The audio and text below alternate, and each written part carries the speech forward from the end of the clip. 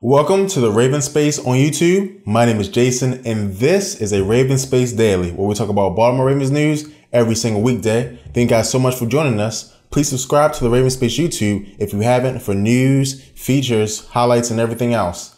I want to let you guys know that this is the last show of the week. I am moving tomorrow, so the background will look different things like that, hopefully. But you'll see me on Monday. Don't worry. The highlight video for tomorrow is still coming out. And on Friday, the feature is still coming out. If you are a Patreon subscriber, you get all that stuff early anyway. So you've already seen that stuff. But I have those coming out to YouTube Thursday and Friday. I also want to say that this video is brought to you by the RavensSpace Patreon.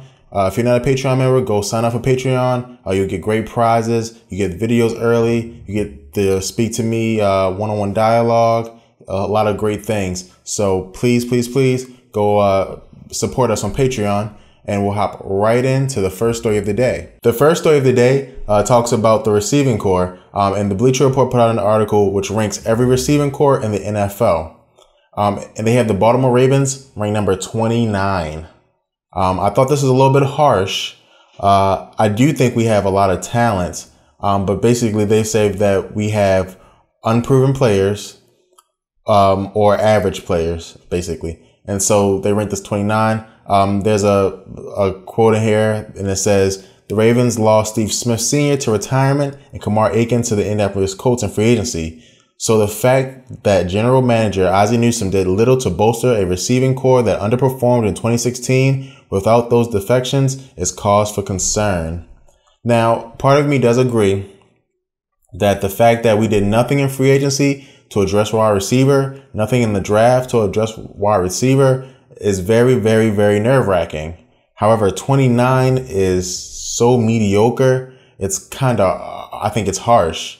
Again, I guess they're just going on what has happened and not on potential. But again, Mike Wallace, I think he's a good 2 receiver. If he played like he did last year, he's a good 2 receiver. If he played like he did when he was in other places like the Vikings, then he's not a good 2 receiver. But I think he'll play similar to last year. Brashad Perryman has been impressing everyone in training camp, the coaches, the players. And I really do think he'll come and be the number 1 receiver. I think he's on pace for about 1,000 yards or more and a lot of touchdowns, maybe 7 touchdowns. I think he has a chance to be a great player in Baltimore. And I guess they don't see it that way. Also, Dennis Pitta, Benjamin Watson, Crockett Gilmore, Max Williams, and Darren Waller, they do take tight ends into account. And I do think that we have so much potential there. But again, I guess they don't care about potential. It's fine. But that's the ranking that they believed. I don't agree. Let me know what you think in the comments below. Do you think the Ravens were ranked 29? I'll tell you some teams that were ranked above us. San Francisco 49ers. The Cleveland Browns were ranked above us. Washington Redskins, Arizona Cardinals, and New Orleans Saints were the ones directly above us. If you guys want, I can tell you who they have number 1 as well. If you're interested, it's the New England Patriots, which is weird to me, but that's what they have. So we'll move on to the next story. And the next story is about the player that has the most to prove. ESPN went through every team and they asked which player has the most to prove on their team. I don't agree with this either, but they said Brashad Perryman. Again, they think it's because all the praise he's been getting. He was a first-round pick that hasn't been playing like one. He was injured for a whole season. The retirements of Steve Smith and different things like that. So one article has the Ravens Receivers as the 29th best, and this article has Brashad Perryman as a player that has the most to prove on the Baltimore Ravens. I think there's some other players that have more to prove. I think Brandon Carr, if he wants to keep his job, has a lot to prove. I think Joe Flacco, being paid as one of the highest paid players in the NFL, has a whole lot to prove. And so, but Brashad Perryman is who they say. I would have went Joe Flacco. But I really do think Brashad's going to break out this season. Let me know what you guys think. Because if he doesn't break out, the Ravens won't be a very good team on offense. But if he does have a great season, I think the Ravens can have a very good offense this season. So again, let me know. That article came from ESPN. You can check it out if you would like. And then the last article comes from BaltimoreRavens.com, and it talks about the Ravens secondary and how they're already looking great in practice, which is a great thing because we put so much stock and so much investment into our secondary. It's very important for them to look good. And the Ravens secondary has looked very good per the BaltimoreRavens.com.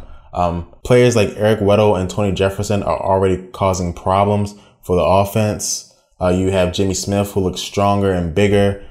Carr, who has gotten an interception already in camp and has, been getting better and better as the camp goes on. And then Marlon Humphrey, though, even though he's not playing with the ones, is growing very quickly. Secondary is a very important position group in the NFL because now you have teams that throw 40, 35 times a game.